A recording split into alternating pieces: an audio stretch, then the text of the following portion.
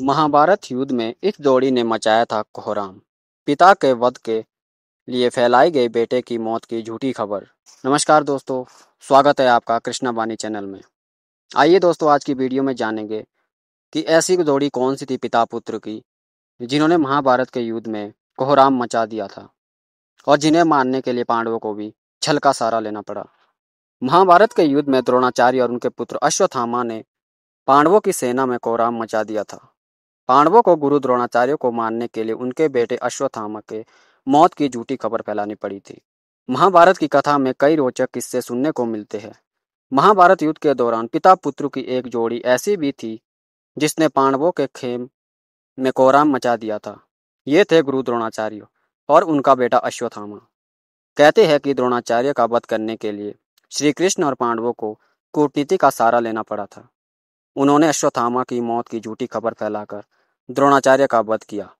द्रोणाचार्य महान ऋषि भरद्वाज के पुत्र थे। एक बार घिताची की नामक की एक सुंदर अप्सरा को देखकर ऋषि भरद्वाज का वीर्यपात हो गया था। ऋषि ने अपने वीर्य को एक द्रोण मिट्टी के बर्तन में रख दिया।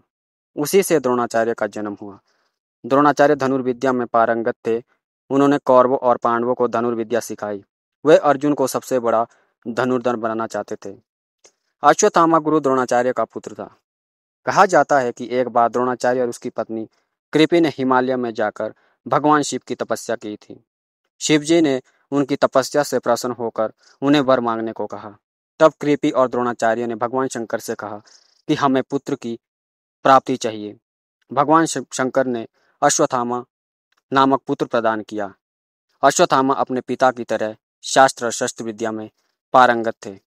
वैसे तो द्रोणाचार्य कौरव और पांडवों के गुरु थे, मगर महाभारत के युद्ध में उन्होंने हस्तिनापुर के सिंहासन का पक्ष लेते हुए कौरवों की तरफ से लड़ाई ली। उन्होंने युद्ध में कई बार कौरवों को सेना का नेतृत्व भी किया। द्रोणाचार्य और अश्वत्थामा ने मिलकर पांडवों की सेना में कोहराम मचाया। उन्होंने पांडवों के कई महान योद्धाओं को हराया। महाभारत काल में चंद लोगों को ही चक्रव्यूह की रचना और उसे भेदना आता था। द्रोणाचार्य उनमें से एक थे। दुर्योधन के कहने पर द्रोणाचार्य ने ही युद्ध में चक्रव्यूह की रचना की थी। यह चक्रव्यूह युधिष्ठिर को फंसाने के लिए रचा गया था, मगर इसमें अभिमन्यु फंस गया और कौरवों ने उसका वध कर दिया। पौराणिक मान्यताओं के अनुसार द्रोणाचार्य का वध करने के लिए पांडवों को छल का सहारा लेना पड़ा। श्री कृष्ण के कहने पर युधिष्ठिर ने अपने अश्वत्थामा नाम के हाथी को मार गिराया। फिर खबर फैला दी कि अश्वत्थामा का वध हो गया। द्रोणाचार्य को लगा कि उनका पुत्र अश्वत्थामा नहीं रहा। उन्होंने तुरंत अपने सभी अस्त्र शस्त्र त्याग दिए। इस मौके का फायदा उठाकर धृष्टद्युम्न ने द्रोणाचार्य का सिर काटकर उनका वध कर दिया। कहते हैं कि अपने पिता के मृत्यु की खबर सुनकर अश्वत्थामा आग बबूला हो गया। उसके सिर पर खून सवार हो गया। महाभारत युद्ध भले ही पांडवों ने जीत लिया। जब पांडव जीत का जश्न मना रहे थे, तब पांडवों ने उनके खेमे में घुसकर तबाही मचा दी। अश्वत्थामा ने द्रौपदी के 5 पुत्र और धृष्टद्युम्न का उस समय वध किया जब वे सो रहे थे। माना जाता है कि इस घटना के कारण अश्वत्थामा को सदियों तक जिंदा रहकर दुख भोगने का शाप मिला था। दोस्तों, महाभारत में एक कथा और वर्णित आती है। क्या मारे गए थे अर्जुन? कहा जाता है कि अर्जुन का भी वध हुआ था महाभारत में। आइए जानते हैं अर्जुन का वध कैसे हुआ था, किसने किया था। अर्जुन के 3 पुत्र थे। द्रौपदी से जन्मे अर्जुन के पुत्र का नाम श्रुतकर्मा था। द्रौपदी के अलावा अर्जुन की सुभद्रा, उलूपी और चित्रांगदा नाम की 3 और पत्नियां थीं। सुभद्रा से अभिमन्यु, उलूपी से इरावान, चित्रांगदा से बब्रुवान नामक पुत्र का जन्म हुआ। चित्रांगदा का बब्रुवान महाभारत के युद्ध में लड़ा था। कहते हैं कि अपने ही पुत्र द्वारा अर्जुन मारे गए। यह कैसे हुआ, इसके पीछे एक कथा है।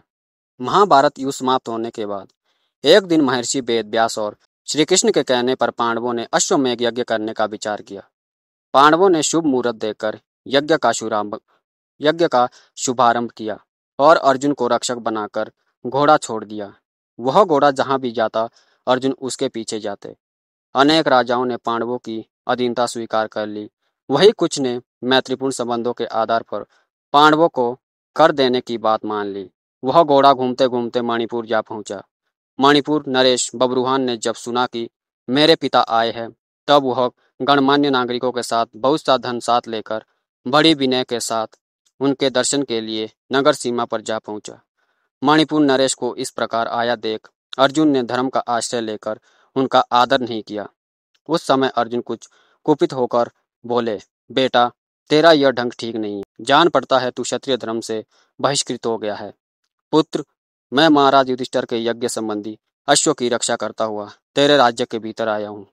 फिर भी तू मुझसे युद्ध क्यों नहीं करता? क्षत्रिय का धर्म है युद्ध करना।